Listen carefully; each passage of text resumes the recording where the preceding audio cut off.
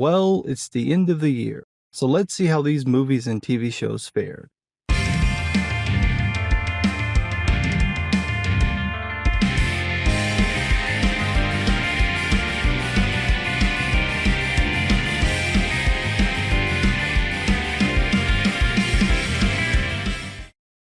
This has been a weird year for movies and TV shows for me, because most of what I watched came out years ago. Also, there wasn't much new stuff coming out that caught my eye, but I did eventually watch some of the new releases from 2024. The best movies I saw were Deadpool and Wolverine and Dune 2. Deadpool and Wolverine was just the right amount of fun, snark, and action. If the Deadpool movies followed the MCU schedule, I'd probably get tired of them real quick, but putting a few years in between them makes them more of a treat. Half the fun of the movie is seeing what Disney would let Ryan Reynolds get away with. I'm amazed by how much he managed to get in, especially that bit with Johnny Storm. They pushed the envelope as far as they could, and it still worked. It was still Deadpool, and since it made $1 billion, I'm willing to bet we might see a few more rated R Marvel movies. I'm also surprised they managed to make the Wolverine mask work. It's one of those things that really looks silly in person, but they pulled it off. The real treat was Hugh Jackman's performance. His physicality was great, but the emotion he brought to the character totally sold it. That scene in the car, that's a masterclass in acting. It's almost too good for the film. Also, he's a good sport letting Ryan Reynolds take potshots at him over his divorce. Then there was Dune 2, and that was a visual treat. I'm not the biggest fan of the Dune series. I know some of the lore, but I never finished the book. I've tried a bunch of times, but I just get bored with it. The film, however, is anything but boring. It's got this haunting look to it that adds so much character, and the music score, done by Hans Zimmer, makes it feel like the epic it should be. I'm not that interested in the story, to be honest. It's okay, but since I know what's going to happen next, I'm kind of more interested in seeing the next arc than this one. That said, the film is a cinematic buffet.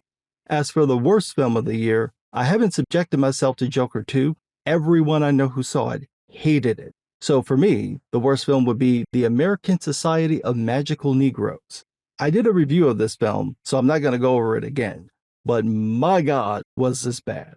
The whole concept seems like a ripoff of the comic book called Excellent, except it randomly becomes a rom-com halfway through the movie, and then tries to pivot back to make some social commentary about race in America, and it just didn't work. It's like, dude, pick a genre.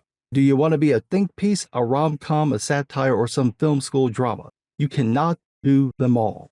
With TV shows, hands down, the best one I saw was The Penguin. Damn, is that a great show. It's the anatomy of a villain. You're not meant to cheer for the Penguin, that's not the point. The point is to see how this man thinks, how far he's willing to go to get what he wants, and the way that he does it. He manipulates everyone, even the one person you think he's being somewhat honest with. Nope. Everything he does is conniving. Everything he does is in his own self-interest, and is so well written and performed. Every episode I had to remind myself that this is Colin Farrell. He's completely lost in the character, from the voice to the movement to the look in his eyes. Totally unrecognizable. I'm going to watch it all the way through again and then review it because it's a great character study. You're not meant to like the Penguin. The show is about his rise to power and how he becomes a threat Batman will need to deal with sometime in 2027, which is apparently when the next film is coming out. Now, do I actually have to tell anyone what was the worst show in 2024? Or can you say The Rings of Power by yourself? I give the show credit for improving the VFX.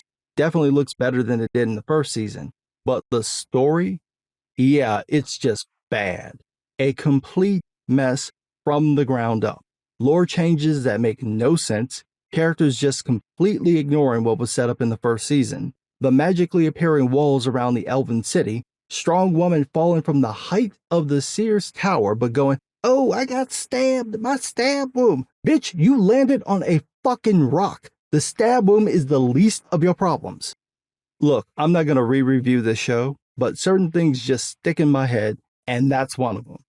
There was also a runner-up, The Acolyte. It wasn't the worst show ever, but it was the worst Star Wars show I've ever seen, and like The Rings of Power, it all came down to the writing. This was a poorly plotted show where none of the characters' actions made any sense. The intended plot to make the Jedi look bad didn't work because they never really did anything wrong. And then there was this. The power of one. The power of two. The power of Yeah, it's stuff like that that made me watch older movies and TV shows. To be fair, I started off the year doing that. I watched most of Sliders. I tapped out at the final season. I couldn't get past the second episode, but the first two seasons were good. I wish the show had leaned more into playing with the way that slight changes could affect the world instead of ripping off well-known stories, but it is what it is. Another show I watched was a Chucky series.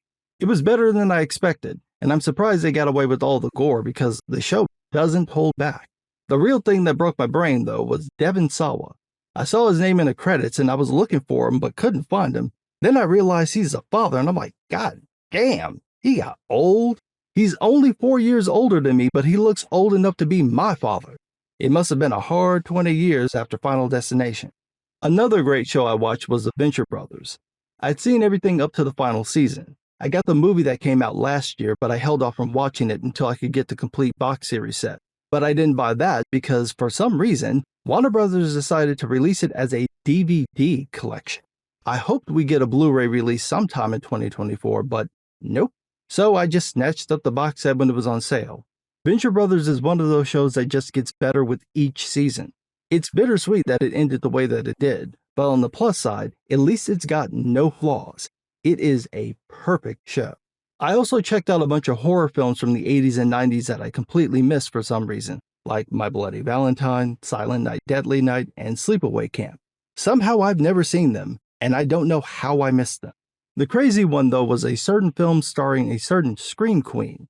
I kept thinking about this movie where it opens with some kids chasing a little girl around an abandoned building, and she falls out the window and dies, and for the life of me, I could not remember the name of this movie.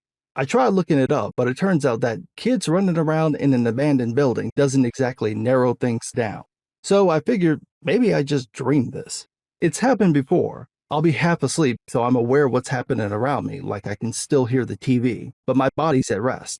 I'll dream about something and it'll be 100% real to me, but I still know it's fake, and I know that the moment I open my eyes, that'll be crystal clear. So that's what I thought happened with the abandoned building scene. But then I decided to watch some horror films on Peacock. I got it to watch WWE events, and there was Prom Night, another horror classic I hadn't seen before. So I started watching, and this was it. That was the opening to this movie. I found it. Then I realized I have no memory of the rest of this film. And I mean nothing. Not a line of dialogue, not a frame, not a snippet of music. Nothing. Obviously, I had to have seen the movie because I remembered the opening all the way through. But the rest of the movie is just gone. That never happens. I never completely forget a film. It may not be in my active memory, but something can jog it. But with Prom Night, nope, not a single scene recognized. It is just gone. Is that what happens when you get old? Because if this is from me getting old, this is a problem. It can be from anything else but me getting old. Now, I did check my memory. I checked it with other people and my notes and my art and my writings. The recall's still there. I can still remember all the way back to being 2 years old. So maybe it's just this one movie. Then again, if I forgot stuff, I wouldn't remember I forgot it. So there's that. Either way, I can't explain why I don't remember the movie Prom Night. At any rate, 2024 was an okay year for movies and TV shows, at least from what I watched. I watched a lot more than what I mentioned, but nothing else really stood out. Everything was okay or just mediocre. The pinnacle year for me is still 2003. That was probably the best year for films in my life. So many great movies came out. It's hard to top. 2024 didn't, and I don't think 2025 will either. But what do I know? I'm just some guy.